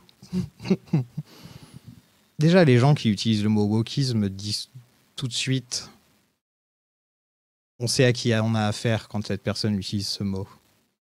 Et j'ai envie de dire donc à ces personnes un peu plus âgées qui pensent que je ne suis pas légitime ou ce genre de choses, je vais leur donner des munitions. Parce que j'ai pas fait d'école de cinéma, j'ai pas fait d'école de journalisme, je suis pas un professionnel du sujet. À vrai dire, j'ai même pas le bac. Ça vous fait quoi là ? Ça vous fait quoi ça ? Voilà, vous avez des munitions maintenant. Je ne comprends pas ce besoin. Enfin, je ne comprends pas comment on peut écouter 58 épisodes, je crois que j'ai fait, d'un podcast, et alors qu'on le déteste. Je ne comprends pas. C'est des heures et des heures et des heures à écouter de quelque chose qu'on n'aime pas. J'ai du mal à comprendre et j'aimerais bien que les personnes m'expliquent, en fait, quel est leur procédé. Et aussi à ces personnes que je pense souvent un peu plus dans la tranche d'âge au-dessus de moi. Je les vois rarement commencer des podcasts. Je les vois rarement faire ce que moi je fais. Moi, je fais un podcast tout seul. Je le monte, je fais de la promotion pour ce podcast, je l'écris, je fais des recherches, je regarde des films. Surtout, je trouve les invités, tout seul, sans aucun contact, sans aucun diplôme, sans rien. Je les contacte, tout simplement. Et c'est comme ça que je les ai. Vous croyez que Jean-Pierre Jeunet est apparu dans le podcast comme ça, pouf ? Et tout ça, je le fais tout seul. Et si moi, je peux le faire, un con comme moi, un idiot, un imbécile, si moi, je peux le faire, je ne comprends pas pourquoi les gens qui se plaignent que dans le monde du podcast, ce soit que des Parisiens, que ce soit que des woke, que ce soit que les gauchistes, que tout ça... pourquoi vous faites pas votre podcast, les gars ? Je suis sûr que vous pouvez vous trouver en plus. Hein. Moi, vous savez comment j'ai commencé à faire des podcasts ? C'était en 2016. J'ai tapé un message. Et il y a quelqu'un qui veut faire un podcast sur James Bond avec moi. Et il y a Laurent qui a répondu. Et on a fait un podcast ensemble. Voilà. Voilà comment j'ai commencé à faire des podcasts. Alors si moi je peux le faire, franchement, qu'est-ce que vous attendez ? Qu'est-ce que vous attendez, les gens ? Donc moi, ce qui m'embête le plus, c'est qu'on insulte mes invités. Ça me fait chier. Voilà. Et 2, que l'on vienne résumer tout ce que j'ai fait avec ce podcast par une phrase que j'ai dit dans un épisode ou un truc que j'ai dit pendant 2 minutes dans un épisode une fois. On est dans la culture de l'instant. On est... il a dit quelque chose que j'ai pas aimé, il faut tout de suite que je saute sur mon téléphone et que je lui dise, quoi. Non. Moi, je fais pas vraiment le podcast pour les gens comme vous, à vrai dire. Si vous arrêtez d'écouter, ça me dérange pas. Hein. Je veux dire, les gens qui utilisent des mots-clés pour insulter les autres sous prétexte qu'ils pensent pas comme eux, soi-disant. Parce que mon podcast est tellement politique. On parle tellement de politique dans la saga. Oh là là. Donc voilà, c'était un petit message que j'avais à faire passer. C'est pas normal d'essayer de rabaisser comme ça quelqu'un sous prétexte qu'il a dit un truc sur Johnny Depp qui vous fait pas plaisir, franchement. Est-ce que vous vous rendez compte de la connerie? Voilà, vous m'avez fait tousser. Donc je comprends pas, il y a 1 milliard de podcasts, il y en a littéralement des tonnes de podcasts que vous connaissez pas forcément, mais recherchez, faites des recherches, il y en a plein des podcasts sur le cinéma, il y en a plein. Et sûrement qu'ils vont dire des trucs neutres, à longueur de temps. Parce que c'est ça que vous voulez. Vous voulez que ce soit pas politique, vous voulez pas que ce soit pas woke, donc vous voulez que tout soit neutre, qu'il n'y ait pas d'avis, qu'il n'y ait pas de... il faut pas froisser quelqu'un, en fait. Hein ? C'est ça. Il faudrait pas que je froisse Jean-Mich.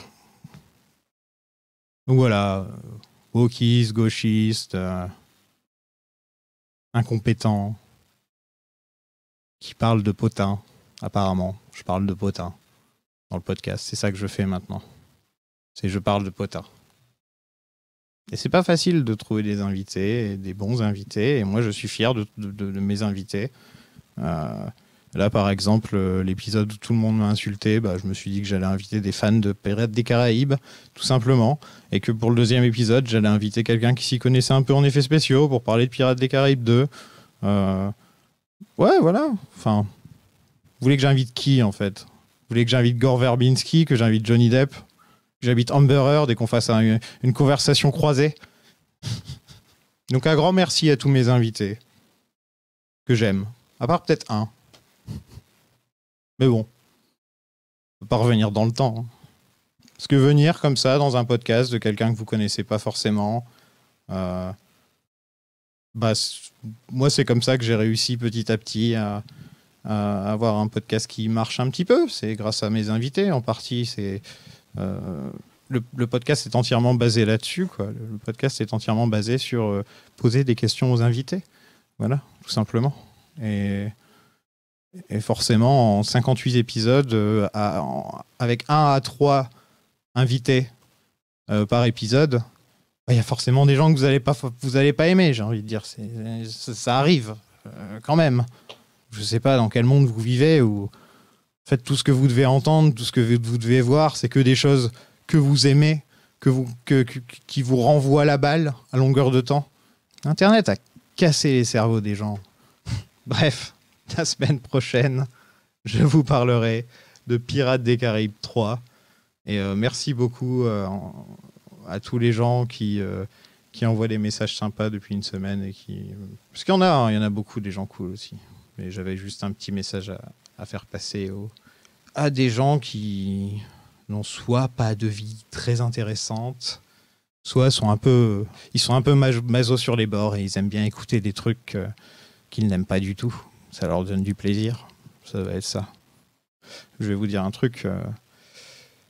Le podcast, je l'ai enregistré vendredi. Je l'ai enregistré vendredi 7. Et là, on est le 12. Et il est 2h30 du matin et je viens de finir de faire le montage. Parce que je me pose la question des fois, est-ce que je fais la bonne chose est-ce que je fais vraiment ce qui est bon pour moi dans la vie, là, actuellement? Faire des podcasts, est-ce que c'est vraiment une bonne chose pour moi, pour ma santé mentale? Est-ce que c'est une bonne chose pour... Est-ce que j'ai vraiment envie d'être une personnalité publique? Je pense que la réponse est non. J'ai pas forcément envie d'être connu ou quoi que ce soit. Je faisais vraiment des podcasts parce que j'avais envie de parler de cinéma avec des gens cool.